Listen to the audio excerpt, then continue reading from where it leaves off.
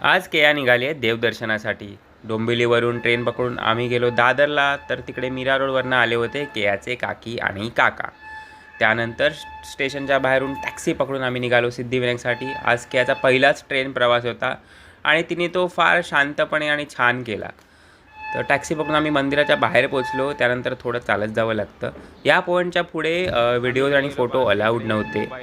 केया असल्यामुळे आमचं दर्शन फार पटापट झालं, म्हणजे अगदी 15 मिनिटात आमचं दर्शन झालं।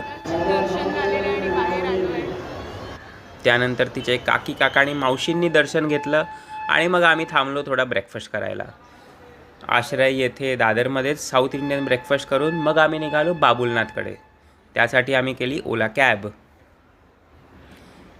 कॅबनी आम्हाला नेलं कोस्टल रोडवरनं, जो मुंबईत आता नवीन झाला आहे। फार सुंदर रस्ता आहे आणि याच रस्त्यावर आम्हाला पुढे दिसली अँटिला बिल्डिंग।